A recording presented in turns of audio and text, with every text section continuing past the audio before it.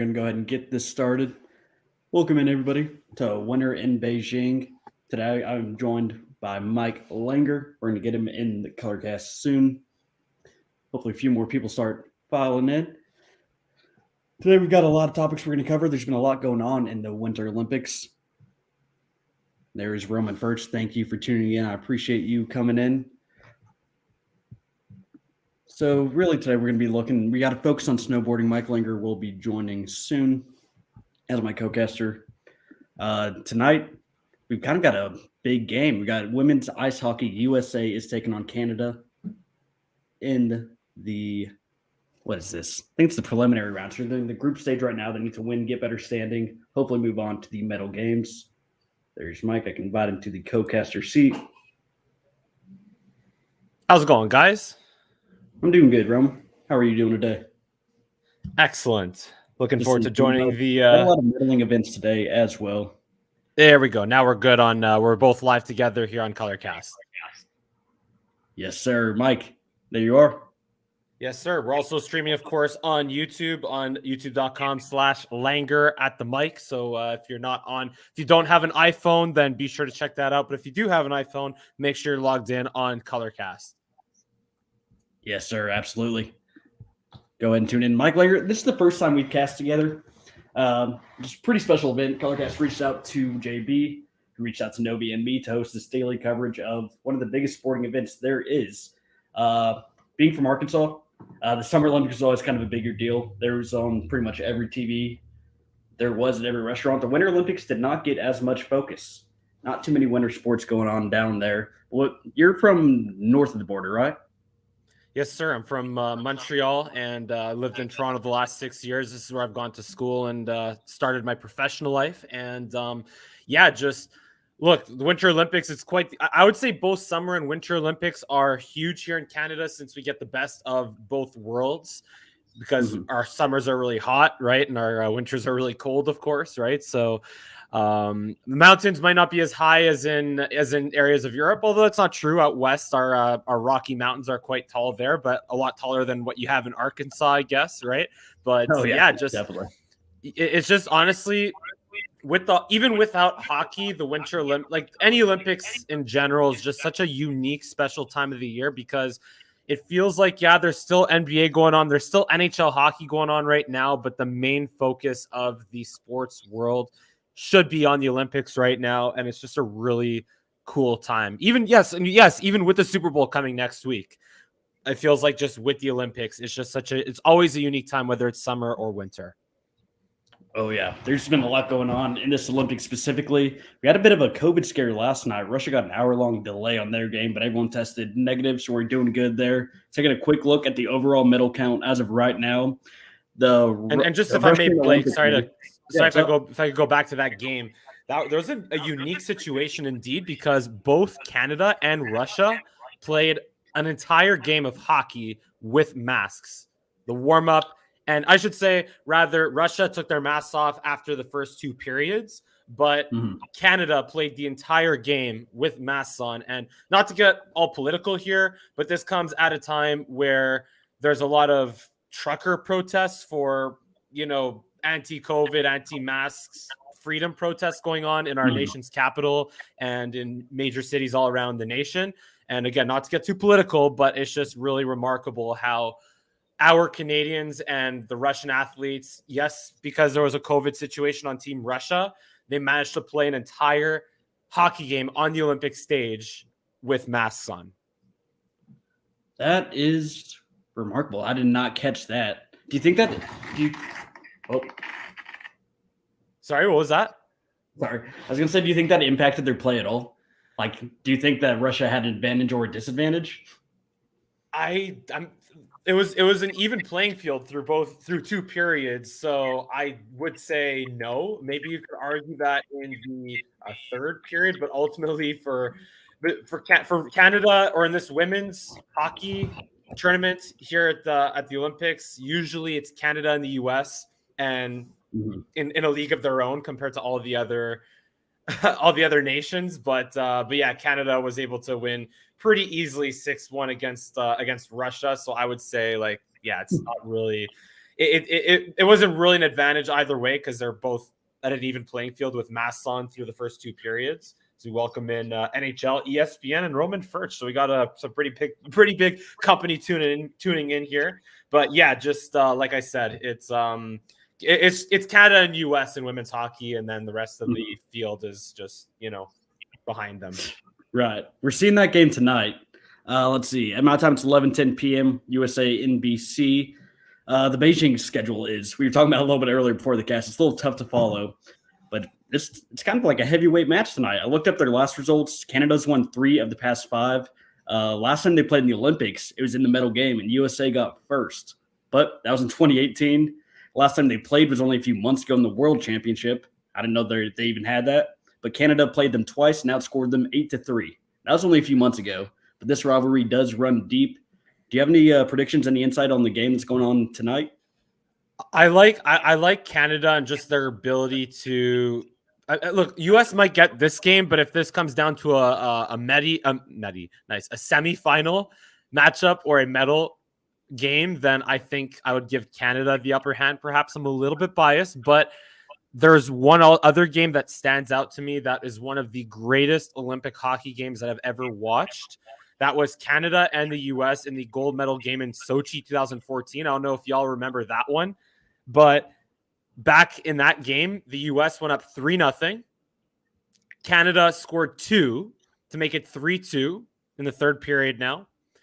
Then with a minute and a half to go, the U.S. Canada pulls their goalie to get an extra attacker and try to tie it up. And the U.S. clear the puck out of their zone, and the puck is rolling towards the empty net to make it a 2-goal game. Rolling, hits the post. Icing. Canada comes back, ties it up. And then Marie-Philippe Poulin in overtime to win the gold medal for Canada. That does sound like a great game. I do not remember much about the 2014 Sochi Olympics. You weren't gapping. That sounds like a great story. Hopefully we can get a game like that tonight. I just want to see a competitive game, honestly. I don't know too much about the personnel on either of these teams or really on any of the Olympic hockey teams. NHL didn't send any players, right? So the NHL does. So for the men's bracket doesn't start until next week, but there are still some former NHLers and NHL prospects to look out for. So on Team Canada, you're looking at Eric Stahl, who's a former NHLer who was also there in 2010 and 2014. And I think even 2006, if I'm not mistaken. But wow. Yeah, so he's not currently on an NHL roster right now, but he is a longtime veteran in the show, and he's basically one of the main NHL players on that team. Also, guys like David DeJarnatt, former Montreal Canadian, is on that roster. You look at also here, I just have the roster. Yeah. Josh Ho-Sang is a bit of a bubble player in the NHL across multiple teams. Jordan Wheel has been a productive AHL, so minor league player in the American Hockey League. And then also on defense, there's actually a couple of interesting names to look out for. Owen Power was the first overall pick with the Buffalo Sabres last year. He's on the team. Jason Demers from also from my hometown, actually in the same region where I played hockey from. He's on the blue line along with Mark Barbario, also from the same region that I played from in Montreal, and Devin Levi as well. Just a lot of Montrealers, a lot of guys that played in the NHL. Devin Levi was in the World Juniors for Team Canada, who did lose to the U.S. in the World Juniors in that gold medal game, the double IHF tournament last year. Devin Levi was in goal for that, and he'll be the main goaltender for Team Canada. I would expect him to be in this tournament.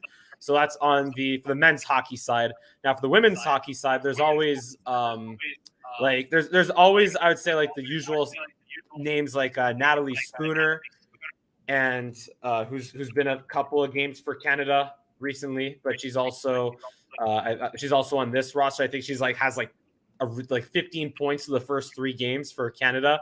And Marie-Philippe Poulin is always scoring the big goals for Canada.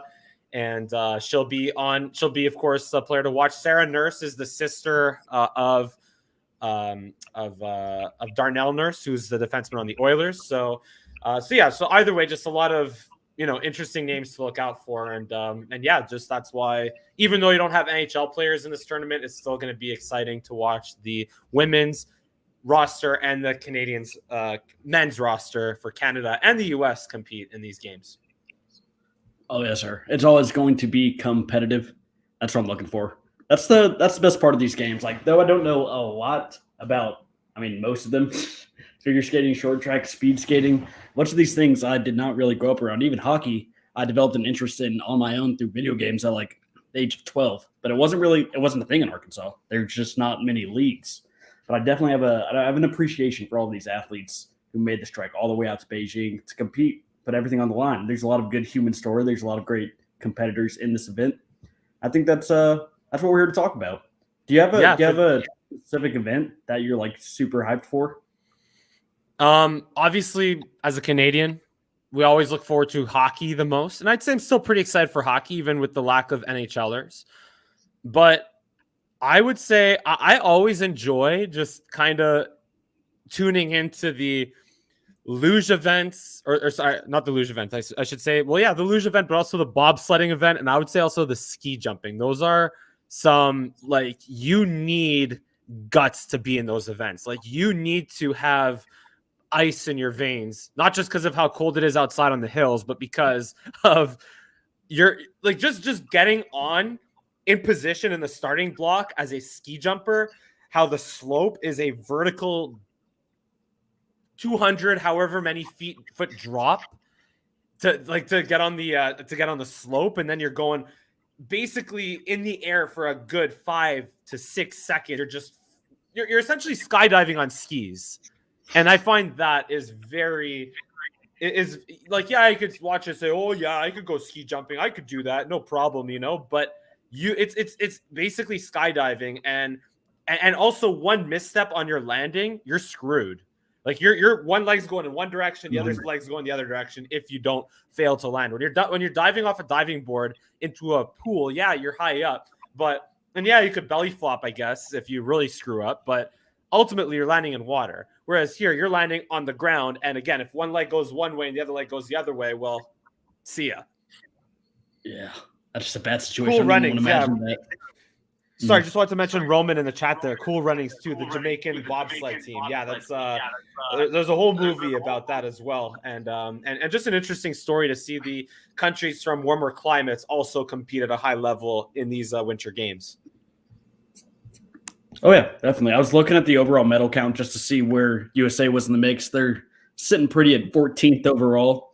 I think Canada was in third. Wait, I had to pull it up. Canada was in third. They have a lot of they have the most bronze medals out of anyone. Still looking to get that gold. They have a team this year. I don't know anything about Jamaica's bobsled team. I didn't know they were. I'm gonna pull up the full medal count and see if they've gotten anything yet. I don't believe so. So right now it's Sweden's leading the way with 3 gold medals. And Canada is tied for is in third, tied for third, I guess, with 1 gold. But like you said, 4 bronze, and the U.S. is silvering it up like crazy with, what is this? 1, 2, 3, 4, 5, 6, 7, 8, 9, 10, 11 silver medals so far in these games. Oh, that is insane. Whatever list I'm looking at is way off. I've only seen. Hey, there's a lot to keep track of, so it's all good. Definitely, it's constantly changing. Right now, I think we have mixed doubles curling going on. I was tuned into someone else's cast. It's JP's first cast. We were doing day 1, and we started talking about curling. And I wish I could remember his name, but the dude on the hot seat was Canadian, and he said curling was, other than hockey, the most popular sport in Canada. Oh, 100%, 100%. Really? Yeah, especially out west, like in the small. So in Canada, you have the big cities that are obviously hockey, baseball, Blue Jays, basketball, Raptors, soccer or football, I guess, for what's it called, the Club de Foot Montréal and TFC and basically your local MLS teams in the big cities. But in the small towns, it's all about obviously junior level hockey, but then also curling and also CFL football and also I'd say a little bit of lacrosse as well. So we actually just had the Scotties Tournament of Hearts, which is the major curling tournament, the major annual curling tournament in Canada every year. And that just finished last weekend, which I'm honestly surprised that it's so close with the Olympics, but it just finished. And I believe it was Carrie Einarsson who won another championship in the tournament. So yeah, so it's huge in Canada and right up there with hockey for sure. We got mixed doubles going on tonight. That's so mind blowing to me. It's just such a foreign concept. We had shuffleboard down south on my grandparents' driveway, and that was about it. So we got that going tonight. USA's had some mixed results there. I'm trying to pull up. They got way too many tabs open. Sorry, we can move on to the next thing. Today's focus is on snowboarding. Today we had, I guess last night, Beijing time, we had one of the biggest stories coming out of the Olympics so far. It's the story of the day on the Olympics website. Max Perot. You can pronounce his name way better than I can, being up in that territory. But he had one of the great human stories. And talking about it a little bit before the cast, you seem pretty passionate about it. So I'm going to go ahead and let you pretty much give him the rundown. Yeah, absolutely. So Max Perot, indeed, it's Perot, right? Spelled parrot in English, but the French way of pronounce, or the proper way of pronouncing is indeed Max Perot. He is from Cowansville, Quebec, or sorry, he's born there, but grew up in Bromont, which is the ski hill about 100 miles or so away from where I grew up in Montreal. So he was diagnosed with Hodgkin's lymphoma in December 2018, right after the Olympics in Pyeongchang, South Korea. And obviously he had to make an extensive comeback from that, undergoing multiple chemotherapy treatments for over and he even said when he won that you literally, when he was dealing with cancer at the lowest point, like with his lymphoma, you have no muscle, no energy, no cardio whatsoever. And he made a comeback. He won gold at the Winter X Games Big Air competition in 2020, last year, or 2 years ago, I should say at this point. And now to rise to the top and win a gold medal in snowboarding yesterday, 2 days ago, like with the confusion of or the time difference in Beijing, you could say either of the above. But yeah, just that is a truly, truly remarkable story. And honestly, one of my favorite parts about the Olympics, because as sports fans of like Dallas Cowboys, I know you're going to get a Tennessee Titans tattoo if you're going to get 100,000 likes by the end of the Super Bowl, right? So I know you're a big Titans fan. Sorry about that. They could not handle Joe Burrow and the Bengals. I was cheering for y'all, by the way.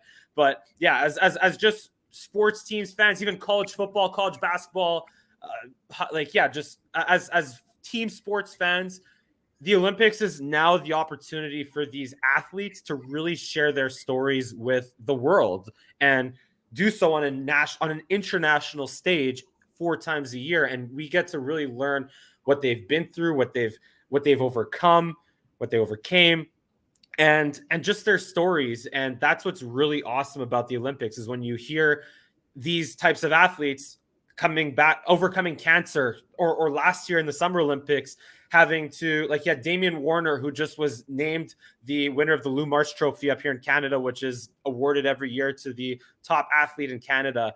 Damian Warner had to, like, he had his facility shut down because of the pandemic in 2020, right? Or I guess 2021 at that point. So he had to basically go in an underground gym to train for the decathlon, right? And he still set records in his decathlon where he won gold and really became Canada's top athlete, because when you win the decathlon in the Summer Olympics, you become essentially the top athlete in the world when you win the decathlon, right? So coming back to the Winter Olympics, the other story I think that really reminds me of Perot's accomplishment is Alexandre Bilodeau in 2010, where he was the first Canadian to win gold at the Vancouver Games. And also he has a brother with a special needs. I think it's Down syndrome. And just honestly, just to see, like, that was Alexandre Bilodeau's greatest moment of his life, but it was also his brother's greatest moment of his life. And the way they shared that moment together was really, really special. And just, again, I know I kind of rambled on in different directions here, but that's all this to say is just these are the stories that I find are what make the Olympics so special and so awesome to watch and so awesome to follow. Yeah, definitely. It's pretty mind-blowing seeing all that a human body can truly go through. The decathlon story is the first time I've ever heard that, and that's pretty astonishing. I got the exact stats, actually. It was on the report.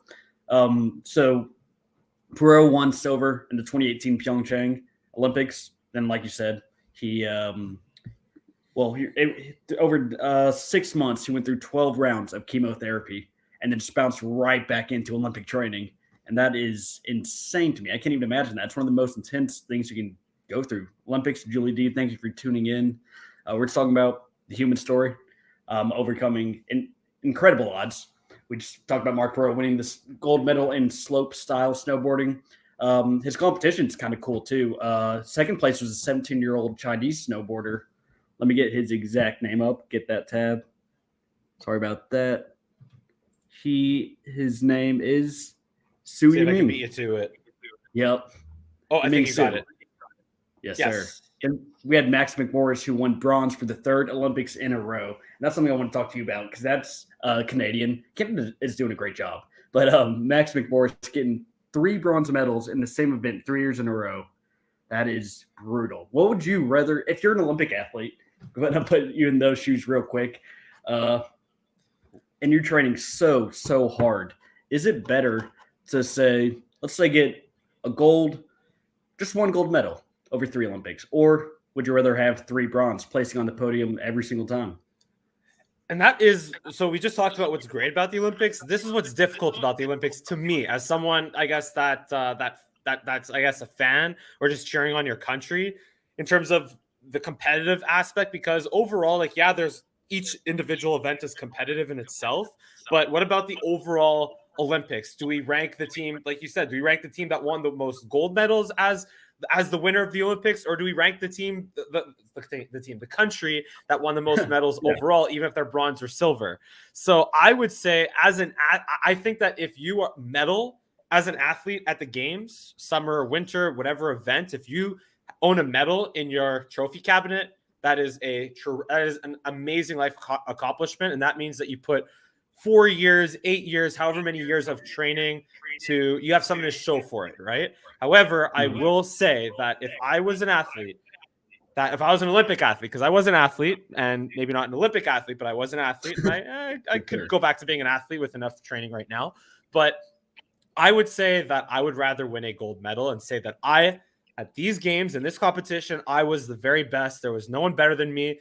And just to have that as part of my legacy, I think would be a little bit better than having a bunch of medals, but have them not be gold, you know? So yeah, that would be my take on that. Yeah. I appreciate the take. It's got to be an amazing feeling because that is being crowned number 1, undeniably, undisputably at your sport. You are the best in the world. That's got to be a great feeling. We had an event today. What was it? It was women's speed skating, the 500 meter. It was an Italian. Why did Oh, yeah, here it is. Ariana Fontana. She won this event in 2018 as well, winning back-to-back gold medals. That's 8 years of dominance. That's crazy. People that can compete this long and keep going for as long as they do blows my mind, especially at the Olympic level. Yeah, and I think that's when you talk about winning medals, like bronze versus gold or whatever. Like if you're a multi-time bronze or silver medal winner, then I think that's also just that's really remarkable and just speaks to your legacy as an athlete, you know? And also, like, I just find that another thing that's really special is that these athletes, just how competitive and how just like how amazingly athletic, I guess they are, is the best way to say it, because this is literally their time to shine every 4 years. It's not like NHL players or baseball players or NFL players or NBA players that get to shine every year on the national level, playing in primetime games, playoffs, Super Bowls, Stanley Cups, World Series. These guys, and girls in the Olympics, it's only every 4 years that they really get a chance to compete at the international level, except for like maybe hockey, and that's kind of another or basketball, the team sports, and that's kind of another kind of layer I wanted to add to your question before that I was just thinking about now is how, think of it this way. In individual sports, I would say silver and bronze are better than gold, but in team sports, I would say it's gold or bust, because think of it this way. If you're Team USA that loses to Canada or vice versa in the gold medal game, then you are devastated with that silver medal compared to getting a gold medal. And then you have to, or even if you win bronze, like that means that you lost a heartbreaking game in the semifinal round, right? So yeah, definitely. I think third and fourth place match has got to be like one of the least watched. No one really wants to be there for that. Well, I will say this, unless you are a team like in hockey, let's say China, you have a developing hockey program in China, or even let's say Switzerland or Norway. That means that you made it far enough against powerhouses like Canada, US, Russia, Sweden, Finland, right? But you're Switzerland and you made it to the bronze medal game. I think that's also an accomplishment in itself, to make it that far. But if you're Canada or Russia or US and you lose in the gold, you're expecting gold or bust, then that's where it's disappointing. So yeah, definitely. I follow you completely. And I want to ask you, Blake. So now you asked me what would I prefer, gold versus bronze. And now I want to ask you, what would your favorite event to be? What would your favorite event be to compete in if you were an Olympic athlete in these Winter Games? That's a good question. My mind immediately goes Summer Olympics, which is like not the question. I just thought it'd be so cool to win a wrestling gold medal, being like toughest man there. But in the Winter Olympics, hockey representing your country, winning gold there, it's got to be an amazing feeling. Watching Miracle, it's going to get me fired up every single time. Snowboarding's pretty sick, I'm not going to lie. Watching slopestyle today, watching those highlights, watching Perot and what he can do, that's such a cool event. It looks like X Games. They have rails that they're grinding, they're doing crazy flips, and they're really just being judged on the technicality of the moves they do and the difficulty of it. But I feel like it's also just like that was so cool looking. And that's what Pro did. He did some crazy stuff to win it. I think it'd be amazing to be a snowboarding Olympian. Talking about that, this is Shaun White's last year. Yeah. I mean, and he's also had a great run at the Olympics as well with the U.S. I mean, multiple gold, and it seems like I think I remember him even as far back as 2006 at Turin. I think I remember him watching him when I was like at the time, what was I at 2006, like 12 years old or 10 years old. And he was already, I think that's when he was just taking off. And then 2010, 2014 was really when he was in his prime. And the fact that he's still competing now is really remarkable. But would you, Blake, have the guts would you be daring enough to do snowboarding? Because I don't know if I would be, honestly. I just find anything going sideways is really trippy for me. I don't know about you. Man, I tried snowboarding for the first time in my life. Like, it's over Christmas break, actually, a few days before Christmas. And there's a rope tow. And I just could not figure it out. I just had to grab the rope, go up the mountain, snowboard back down. I couldn't get past that second step. I'd get halfway up the mountain at best and fall over. So I'm just not built for that. Oh, yeah. But as far as like guts go, I think I want to tell myself I could do like alpine skiing. Like, I'll go down it. I'm not going to do very well, but I'll start with that jump. What about you? So I would not have the guts to do snowboarding. And that's why I would probably say, I would say hockey, because that's the sport that I played, Right. But in terms of the safest sport, not saying that the easiest sport, but the safest sport would be curling in the Winter Games, I would say, because I was thinking about this the other day. And just by the way, we have a couple of chats here from Roman. Imagine having hockey players like NHL guys compete in speed skating, seeing Connor McDavid, Jordan Kyrou, or Dylan Larkin maybe winning medals. Okay, we'll pin that. We'll get back to that in a second there, Roman. Also, one more question from Julie. That was an interesting one. Would you prefer to win a team sport or solo sport? We'll get to those in a second. But first of all, I would say the safest sport, not the easiest sport, but the safest one would be curling. And I was just thinking how the Winter Games are so much more just dangerous, and like you can die so much more there's so much more of a risk of dying in the winter games, God forbid, than in the summer games, because you're going 120 kilometers down a ski hill. You're going ski jumping, like I said, like hundreds of feet down a slope and hundreds of feet in the air. Then in speed skating or figure skating, figure skating, as a hockey player, you're in full equipment playing hockey, but figure skaters, they're going in circles a million times without equipment, or even a purposeful lack thereof of equipment, right? So I would say, just that's why I would say curling or hockey, because like those are the sports I'm most like familiar with, or I guess the ones that are safest in my regard. But yeah, just that, like the Winter Olympics are just that I think that's what also makes us appreciate the athletes that much more. Even freaking bobsledding, one little missed timing of a lean and you're done for. Like you're sliding off the slope. You're gone. Exactly. So you watch the skeleton event? Sorry? Have you ever watched skeleton? Those events? I have not seen skeleton. No. It's like, it looks like bobsledding, but it's one man. They're just on like a tiny sled. It's like bobsledding, but without the sled around them. It's like a one-man race. I think that's happening on Thursday on Thursday show. JB's going to be covering that one extensively. But if you want to talk about terrifying, it's got to be that one. Yeah.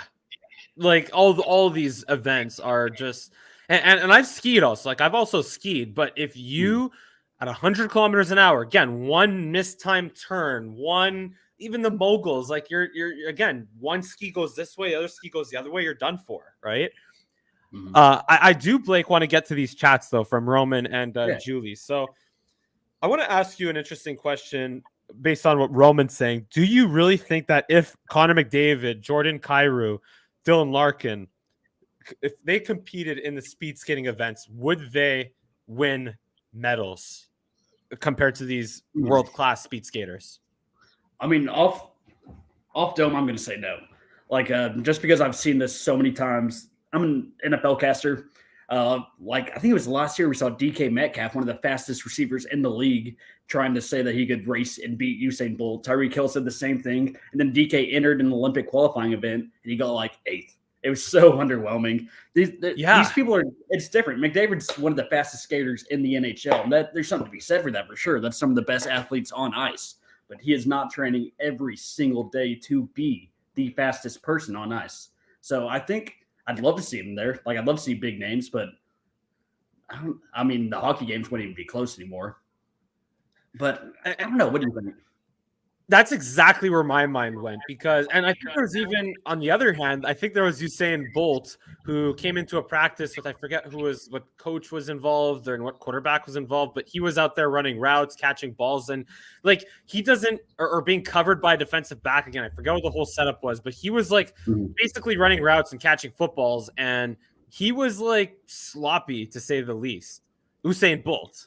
So it's a completely different game to go from speed skating or sprinting, and I mean do a speed skate comp, and they are pretty damn fast. Like, yeah, I'm not saying Kyrou McDavid and Larkin, all these fastest players in the NHL we just saw at the All-Star game the other day. I'm not saying that they wouldn't be able to compete with speed skaters, but they wouldn't be able to beat speed skaters because, like you said there, Blake, it's a completely different ball game or competition to be in speed skating versus ice hockey, and that's why speed skaters would be lost playing hockey the same way sprinters would be lost playing football.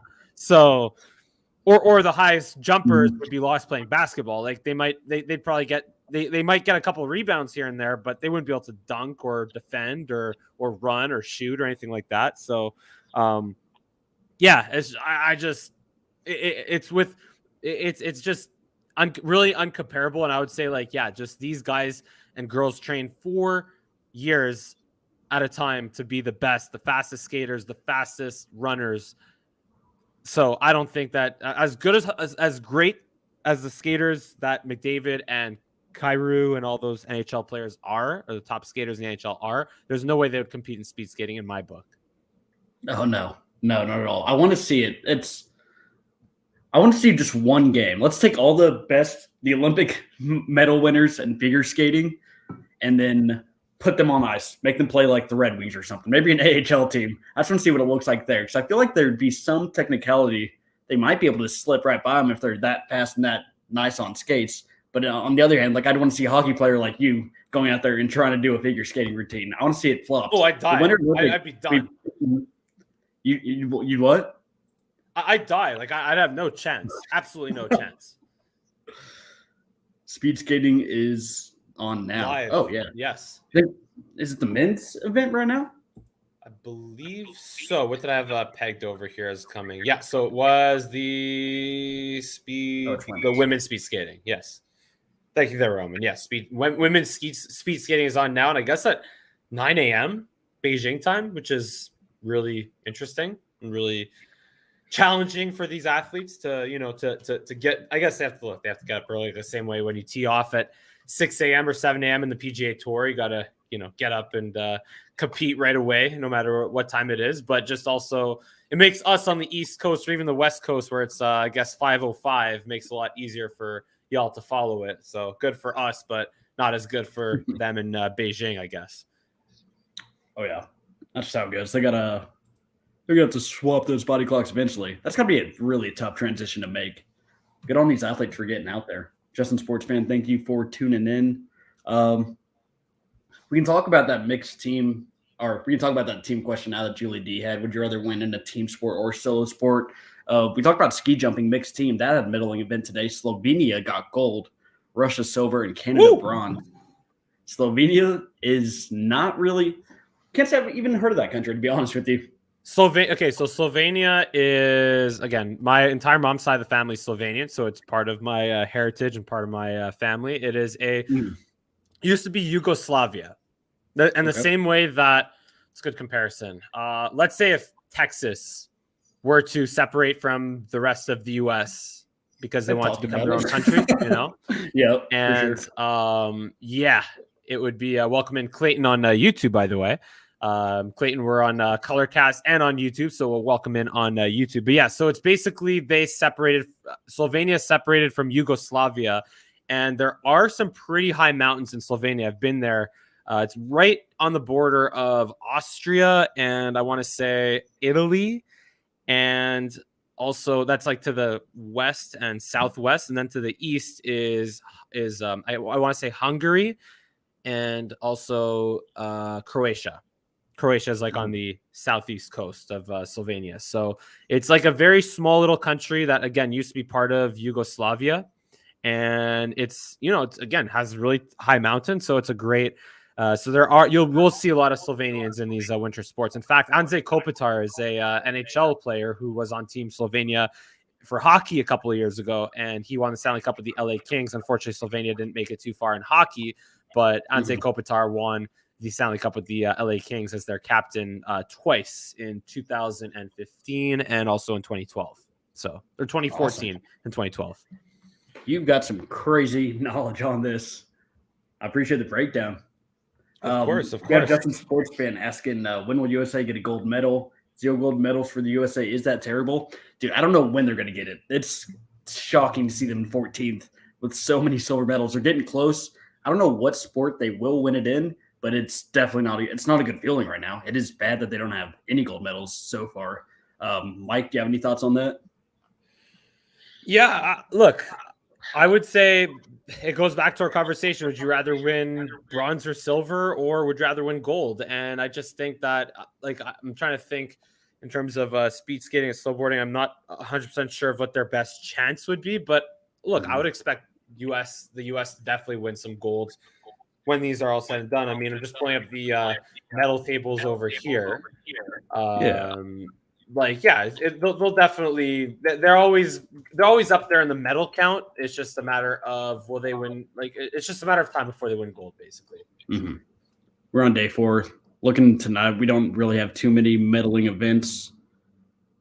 Tomorrow, I think we're on day 6 technically because they started some events before the ceremony. So day 3, I guess it's like day 6 in terms of the overall games, but day 3 since the opening ceremony.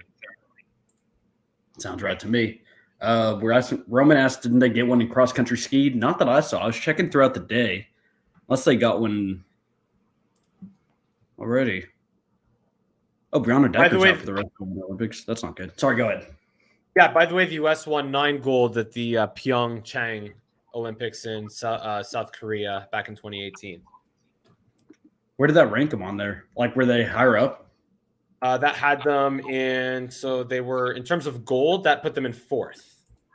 Oh. In terms of overall, they had 23, which put them in also 4th. So, not ideal. Well, it's still pretty compared to all the other countries that are in there. Like Canada, for reference, was in 3rd overall, and third both in terms of gold medals with 11 and total medal count with 29. So I think this is kind of an interesting separation right here. Like we had Justin Sports fans saying they need to win gold. I mean, in my mind, I've seen USA get it. I mean, kind of always been a dominant force, not really in Winter Olympics, but especially in Summer Olympics. They are starting off slow. Do you think, how's Canada been ranking over the years? Are they usually in the conversation of like top 5 in medal count? They're top 3. Yeah, like they're top 3 in 2018, I know in 2010 they led the way with like in Vancouver on home turf. They led the way in terms of medal count. But Sochi, just pulling that up right now. The Canada was top. They're top 3, second place with 10 gold medals, and they were 3rd or tied for 4th with 25 overall medals at Sochi. So Canada's usually pretty high up there in the Winter Olympics, which is kind of to be expected because 90% of our country is winter. What is basically winter. Tundra, as you like to say, right? Just our entire. I would say that 90% of our country is tundra, but also 90% of our population is within like 200 miles of the U.S. border. So, gotcha. And actually, I want to actually talk about this real quick, Blake. Unless you want to say something there. Oh no, I was just pulling up. We have the men's parallel giant slalom small final medaling events. I was looking at snowboarding tomorrow. See when Sean White was going, but I'm not finding the exact roster. USA could win one tomorrow. There's a lot of medaling events every day now. A lot of good stuff on TV. But go ahead and ask. So first thing I want to ask. So Sean White is going to retire after these Olympics in 2022. But would you say that Sean White is the highest? Like we could probably agree that Michael Phelps is the highest profile American athlete in the Summer Games. And you could probably say that Lindsey Vonn was one of the higher profile American athletes in the Winter Games when she was active as a skier. But would you say Sean White is the highest profile American athlete now in the Winter Games without Lindsey Vonn or without maybe Team USA, without NHL players on Team USA? Mm-hmm. And yeah, obviously I'm talking Roman like in the Winter Olympics because in basketball, LeBron James and Kevin Durant and Anthony Davis, they'll be the highest profile American athletes in the Summer Games, of course. I would say so for sure. Sean White's the biggest household name. There's a few returning favorites that I was looking when doing my Olympic research, but it's more of small scale. Sean White was kind of put, like you said, 2010-14, he was put everywhere. He was all over the nation. He was kind of an icon. So I would definitely say he's the most high profile in this Winter Olympics. Maybe doesn't have the best chance to win it. Maybe doesn't have the best chance to bring in results for USA, but I think a lot of people are going to be watching. I'm definitely going to try and tune in to see his final run. And also, yes, Roman, Nathan Shen is actually an up-and-comer, I would say, in terms of his stock is definitely rising as a figure skater and an American athlete who's always at the Olympic Games and always winning medals at the Olympics. I think he already won a silver in these games. He's also only 22 years old. So he has his entire career ahead of him. He has so Winter Olympics, he has 1 silver, 1 bronze to his name, but he's still 22 years old. So I think he's due for a couple of maybe gold medals in his figure skating career in the future for sure. Mm-hmm. The age divide in these Olympics kind of blow my mind. I see it every single year. Looking back at the Perot snowboarding, it's so insane to me that a 17-year-old was able to get silver there and just out. I mean, I don't know. I'm going to need you to break this down for me. How can someone so young be able to compete with somebody who's been practicing so long for most of their career. Like Pro obviously got the higher score. He's a lot more experienced. But when I was looking at the tricks he was doing, the flips, the 1080s he was pulling off, it looked like a little bit slower than the young guy. Do you think there's an advantage to being, I guess, a fresh face in the Olympics? I would say it depends on the sport. And also Shaun White is not just Justin's comments here. Shaun White, not the best USA snowboarder right now. He's third best. Yeah, like he's at the end of his snowboarding career right now. And yeah, it's like I would say he is, but he had his time. He was definitely one of the prime snowboarders in for Team USA in his prime for sure. But again, going back to your previous question, though, in terms of age, I would say that it depends on the sport. Because for something where youth sports or like gymnastics, for example, right? Simone Biles, I know it's in the Summer Olympics, but Simone Biles, obviously, we could have a whole other discussion about her mental health issue back in where she basically declined to participate in one of the gymnastics events because of her whole, like, she had the gymnastics equivalent of the yips, but the gymnastics is basically a sport that ruins your body, and you have to compete at a young age in gymnastics. So I'm not as familiar with snowboarding in terms of how it affects your body, but I would say in sports that don't physically break you down as much, then experience would be better. But in sports like figure skating, where that probably does break you down with how often you have to be just able to just spin and turn, and also maybe fall a couple of times and get bruised and just suffer injuries, like with how prone injuries are in figure skating, I would say that like it's better to be a little bit more on the younger side for sure. Yeah. I'm going to transition to something else. I'm going through yesterday's medals and some of today's medals. There's been 2 Olympic records set over the past few days, and this is one specific one that I want to focus on. Yesterday in the men's 5,000 meter speed skating. First off, 5,000 meters is insane. I don't think I could do 50 of those meters. But the Swedishman that won was Niels van der Poel. He set an Olympic record by finishing 6 minutes and 8 seconds. The person who got second place was literally a half second right behind him. These athletes are going neck and neck, insane pace, and they're breaking records like every single year. Do you think we're going to see kind of a human limit? Like, are we going to see a record, an unbreakable record set? It's just weird to me that an Olympic record could be set and someone right behind him is only a half second behind. So as someone that I'm from a kinesiology background in my academics before I decided to go to sports broadcasting. So I can tell you that training and the research that goes into training off the field, off the ice, on the field, on the rink, on the ski hills, on the wherever, right, is getting to such a high level because of, again, the amount of research and the amount of time that goes into not just the athletes competing against each other, but the trainers competing against each other and themselves. Because it's not just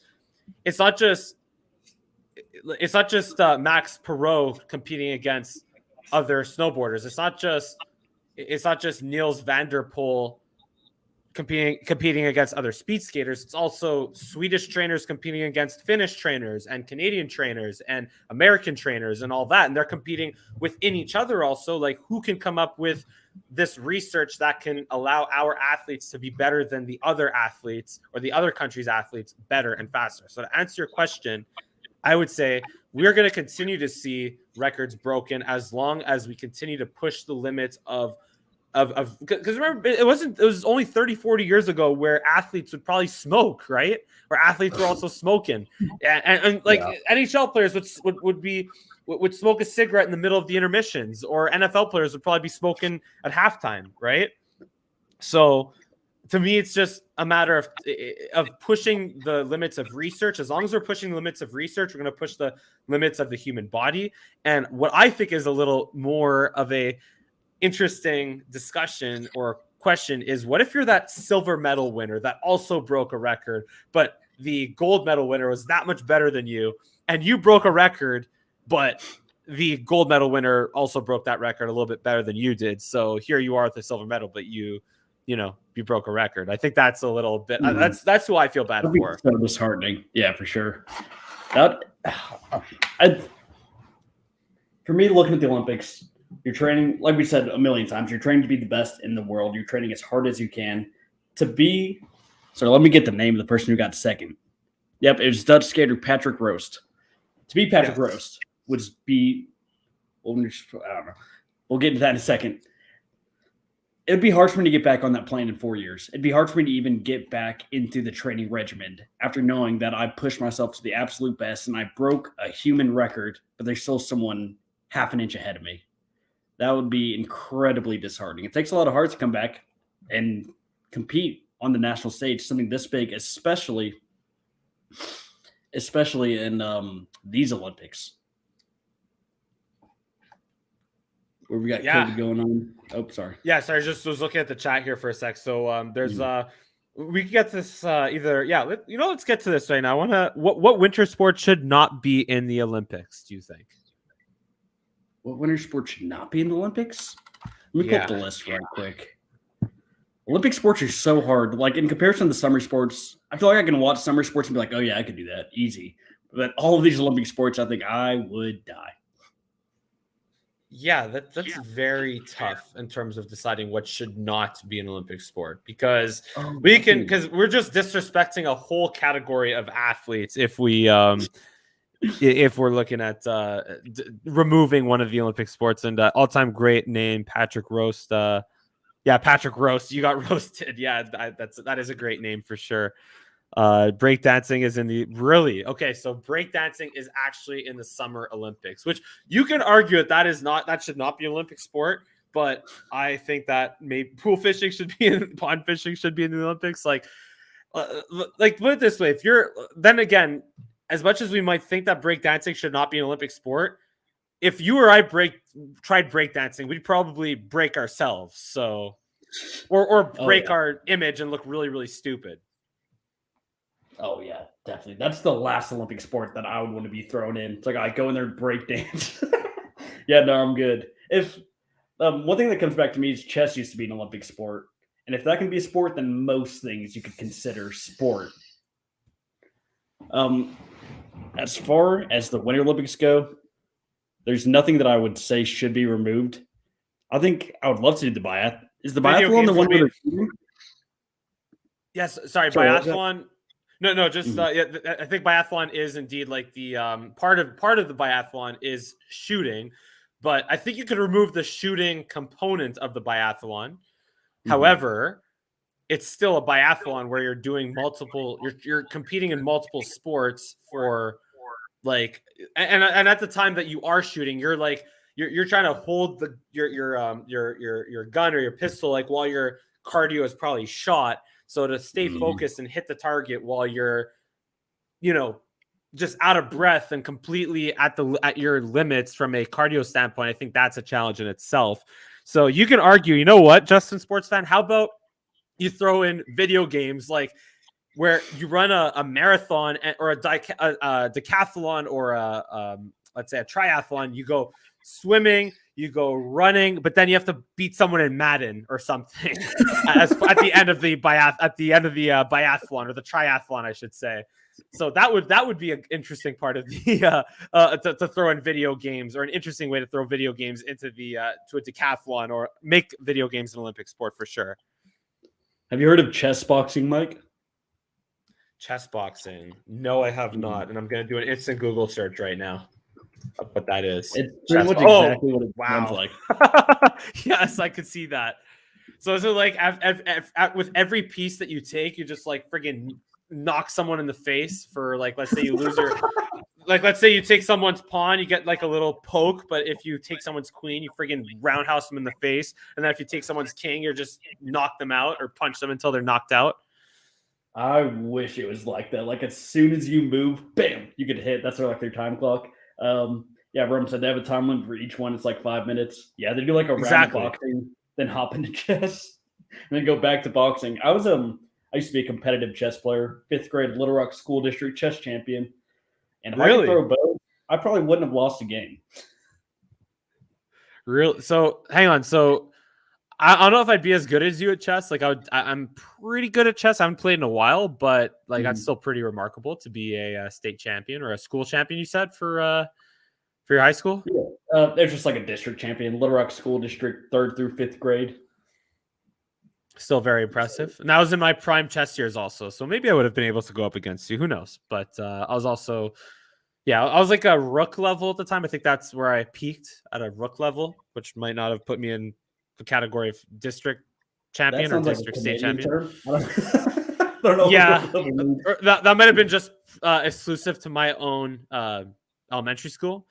But the other question, we have about a couple more minutes here before we wrap up. I want to ask you now. We asked, what Olympic sport would you most want to compete in? Winter Olympic sport. But now, which Winter Olympic sport?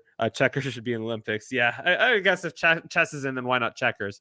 But Harley Davidson racing should be in the Winter Olympics. You could just say maybe the, maybe the south of the border of North Carolina, South Carolina Olympics. You know what I'm talking about? The south of the border place in between North Carolina and South Carolina on the I-95. You ever been there, Blake? No, I haven't. There's a place between North Carolina and South Carolina. No, but I'm saying it's like literally called south of the border. It's like a whole big rest area, state fair, amusement park. Anyway, should check it out sometime. It's just from driving to Florida over the years. We drove by that all the time, and that's the first thing I think of when I think of Harley Davidson. But yeah, okay. So again, what event would you least want to compete in at the Winter Olympics? Would you say? Oh, man. It's from a safety standpoint and from a pride standpoint. From a pride standpoint, I'm going to say I don't want to do figure skating. One, because I can't skate. I've never even been on ice. And I just picture myself going out there with like a partner and me falling flat on my face immediately, not being able to do anything for the rest of the minute while the music plays. That would be terrible. From a safety standpoint, bobsled would be fine. Luge. Luge is what I was saying when I was talking about skeleton earlier. That's what I meant when I was talking about the one man laying on the plank going down at insane speeds. Luge, I would have zero control at all. I would ramp over the edge immediately, maybe hit an audience member. I need to stay away from luge. So I'd say luge is my least favorite, or one I could not ever do. What about you? So I would actually... Okay, if I had to do figure skating, I feel like I would figure it out. I would be terrible. I would embarrass myself. But as a skater, exactly. From that standpoint, I feel like I would find a way to like kind of pretend like I know what I'm doing. But with skeleton or luge, okay, so skeleton also is what's scary. I find that it's so trippy to be like face down, lying on your stomach, going at like 60 miles an hour down a high-speed slope, but that's another story. I would say ski jumping, because just again looking at the skiers go into that like starter blocks going down a steep, like in that steep slope, just gives me like the heebie-jeebies in itself. So I think that the ski jumping would be definitely an event that I would be pooping my pants thinking about for sure. And you've skied before too. Like I've skied, but ski jumping is not skiing. Ski jumping is not skiing. And also skiing is like, I will say, like I've skied before, but like there is something very scary to be said about being on skis and having like no poles in your hands and being all of a sudden on a very steep slope and having nothing you can do about it. That is a very scary and a ramp, and you're gonna fall eventually. Just hope you land right. Basically. So yeah. So that's why, like, I would say ski jumping for sure. Michaela Schifrin. So do you think Michaela Schifrin could be hey, what's up, Calvin? Welcome into the chat there. Hey, Calvin. No, she wasn't. So she wasn't. Wait, Michaela Schifrin is a skier, not a luge athlete. I'm looking her up right now. Yeah. 2-time gold medalist. She just missed the gold the other day in skiing. But yeah, so she'll be in a couple of other events. I think she just missed, like, I think she was like silver, possibly. Yeah. Either no one in USA has gotten gold yet, from what I've seen. Mm-hmm.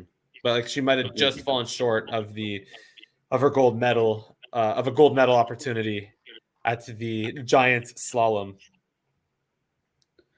Who was the person? I think at Vancouver 2010, there was someone who died in the luge practice. Yeah, I didn't hear about that story. That's real.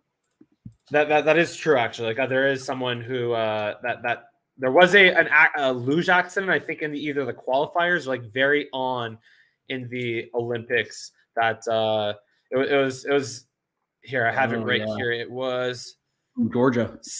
Yeah, Saba Kumarita-shvili, a Georgian luge athlete, going nearly 90 miles an hour flipping her sled. She's 21 years old. Like that is,